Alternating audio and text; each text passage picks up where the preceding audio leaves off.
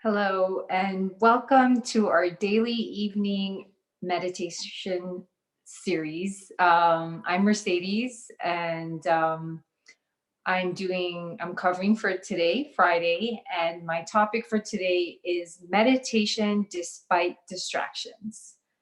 So, I thought of this topic because it's so appropriate, especially for my case, since I have a little one in the house. And I feel like, especially in the past month, our first month going through this quarantine, that my meditation practice has been challenged.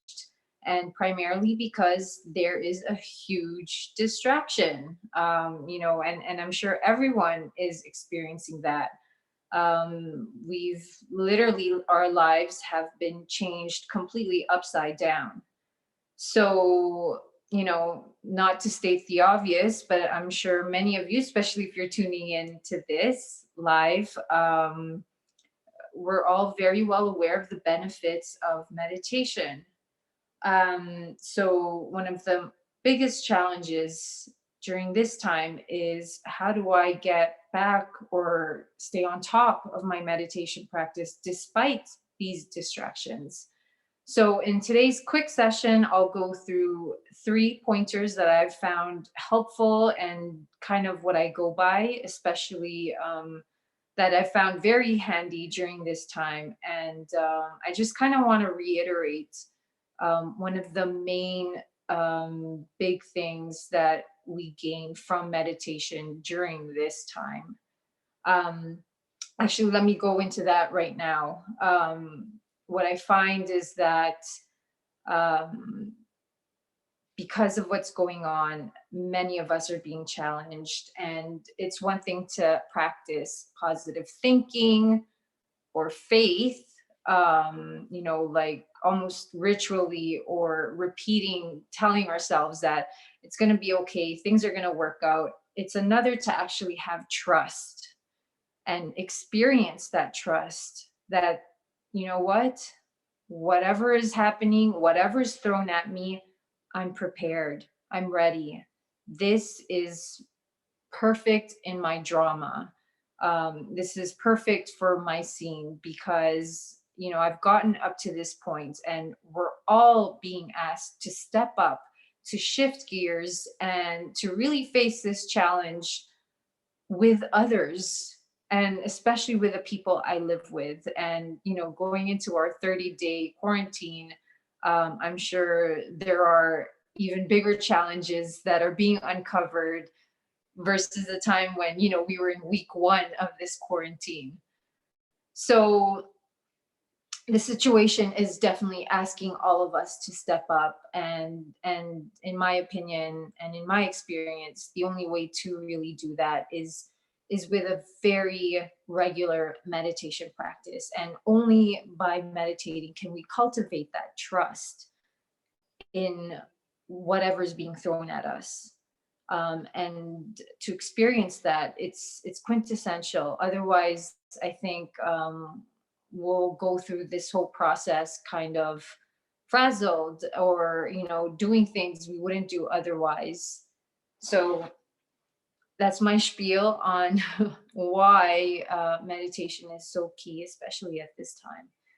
So, going to the 3 points, how to meditate despite all these distractions, despite the news playing in the background, despite, getting thrown off my schedule. And no matter how much I try and, set a schedule or look for that schedule, look for a rhythm or a routine, it's constantly changing. And I know in my experience, that's what's happened. So, my first suggestion would be to simply be prepared. And that's on a day to day, case by case basis, and that's just looking forward to for example, the next day, and in what do I need to get done in terms of my meditation practice. So if I anticipate that my kids are going to be busy and I have to be engaged and I need to take them out for their physical activity, or I need to get them to their homeschooling during a certain time, obviously that's not going to be a good time to meditate. So often, especially for parents now, the best way to be prepared is to wake up a little bit earlier. And that's actually a very core practice in the meditation, Raja Yoga meditation practice, is waking up super, super early. I'm not gonna tell you what time, but it's super early. And that practice is, this is not a secret. Many successful top CEOs also do this. They literally wake up super early. Why? Because that gives you so much time for yourself. That gives you so much time to clear your thoughts and set your rhythm for the day. And so, for anyone just embarking on this journey, if you can wake up, 15, 10 minutes earlier than you usually do, um, that's a great start. And right from there, you would gain more time. So, because what I'm finding is I actually don't have time, especially during these days for some reason, especially being stuck at home.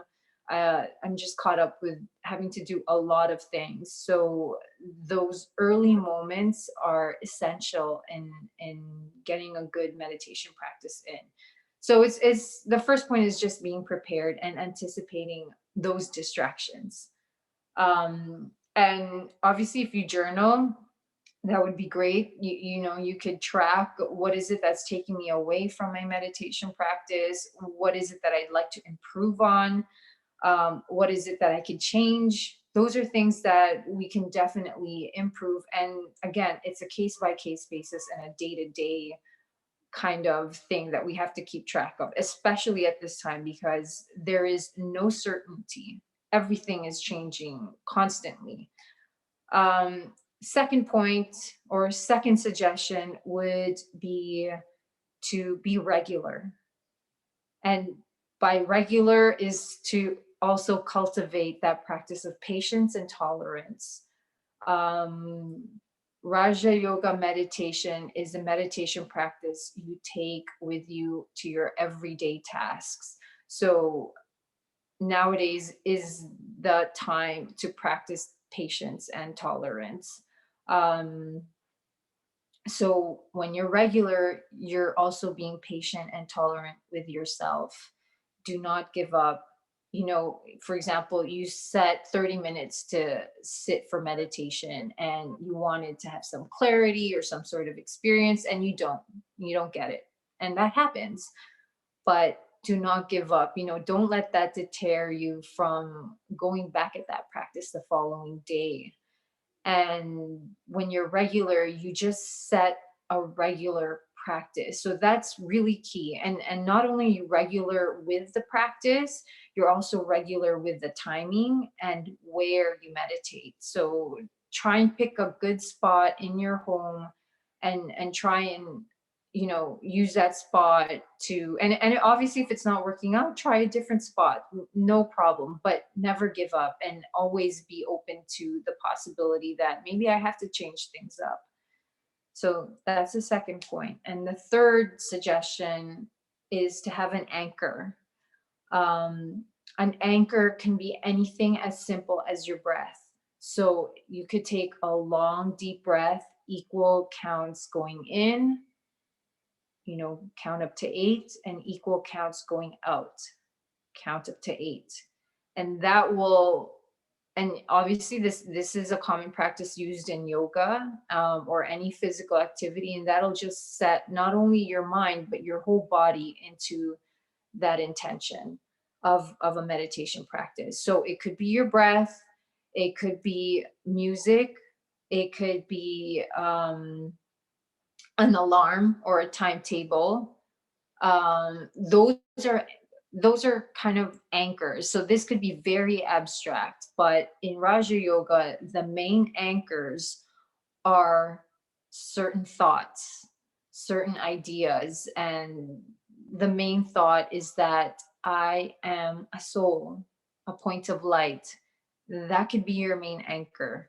And from that, I am also trying to connect to the most powerful soul. And when I connect to that most powerful soul, I'm able to sit back and trust whatever's happening around me. So you can see from that one seed of thought, it's growing and growing. Or let's say you choose, okay, maybe my breath is my anchor for this moment because the kids are running around going crazy, and it's very hard for me to tune all that noise out. That's fine as well, because you're cultivating that regular practice of just being still. Sometimes that's all we need. A long deep breath in and a long deep breath out. And to further that anchor, it can also be an intention. So an intention could be an experience. So what is it to experience stillness, for example, serenity, surrender, and like what I mentioned earlier, trust. So I find that setting an intention as an anchor to be very helpful when I'm setting my meditation practice for 30 or 45 minutes. So that's obviously much longer, and that's when you've gotten to the point of being able to practice for 10 minutes or so, and really having that time. So I feel like when you have an intention as kind of your guide, you can let your thoughts run, because it is going to happen. Your mind is going to be distracted just because there's a lot of things going on, and that's perfectly okay. But when you pull yourself back into that intention of, all right, I've taken the time out to meditate. Let me just sit still, be quiet. I'm just going to sit back and watch all those thoughts, watch all those feelings come up, because sometimes that's the beauty of meditation. You can use it for whatever you need at that moment, and sometimes, or a lot of times, it's letting those feelings come up and not necessarily processing them, but just giving those feelings a place to come up, and acknowledging yourself, and then giving those feelings out to something more powerful, and then receiving that, what, there's something out there that's more powerful than me, that's watching over me, and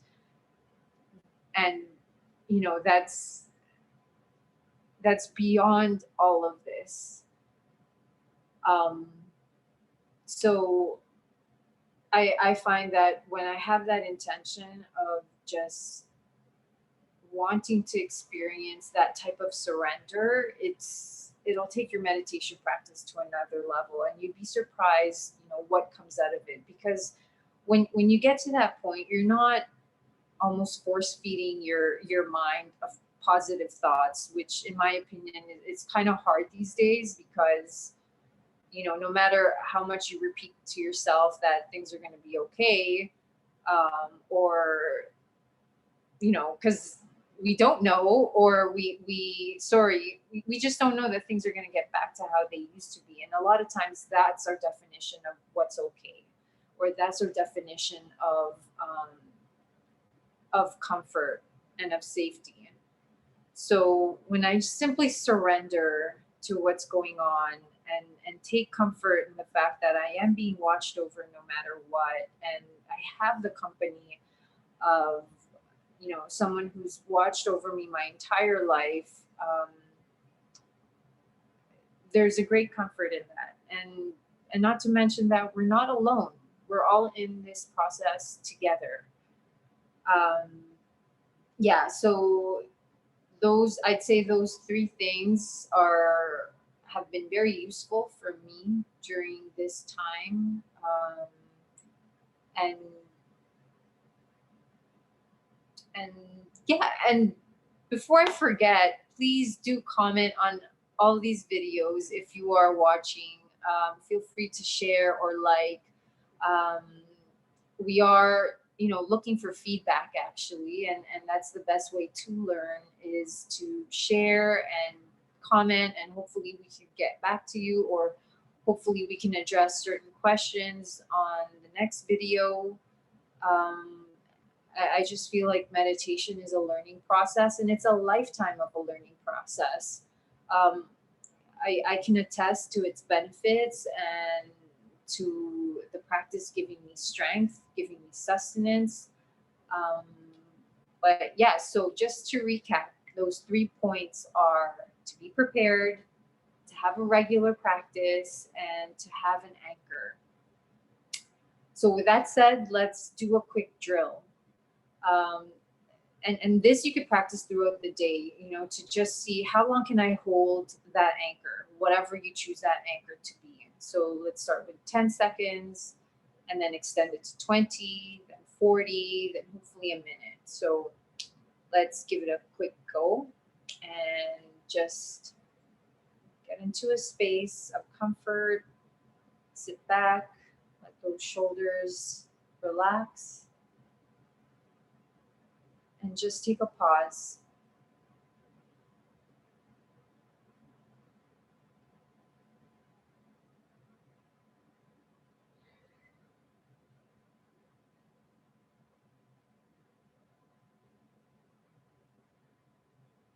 So that was about 10 seconds. And you can sense, and if you tried it with me, you could sense the time warp that, wow, 10 seconds, they could be pretty powerful. So let's give it another try and try and extend that time frame. Okay, so again, sit back. You don't have to close your eyes, but if you prefer to close your eyes, that's fine. But in this practice, we do recommend with the eyes open so you're alert and you get the practice of using this meditation practice in your daily routine.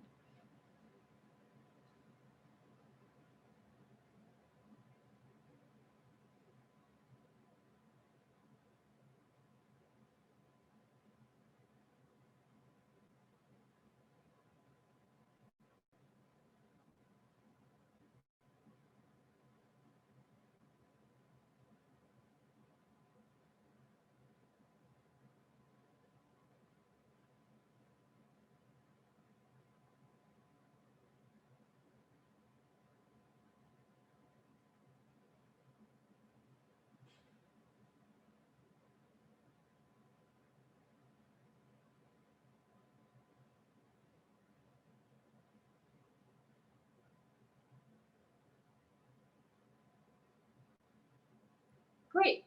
See, that was easy, right?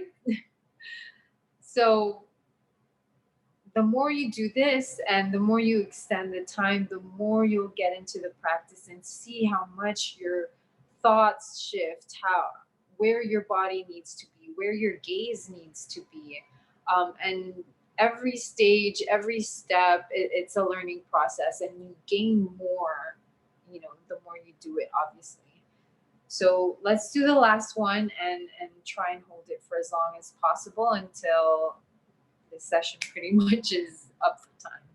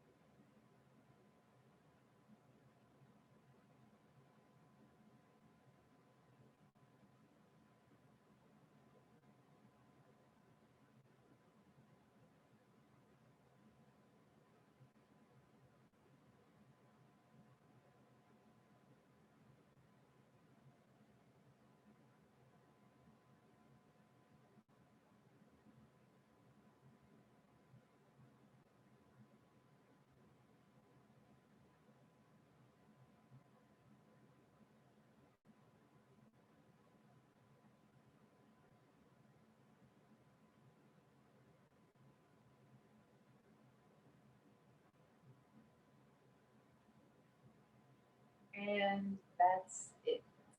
Um, Congratulations if you got through that quick drill and if you got through this session. I think everyone is on the path for self development, and nothing like this time and age for us to all learn together.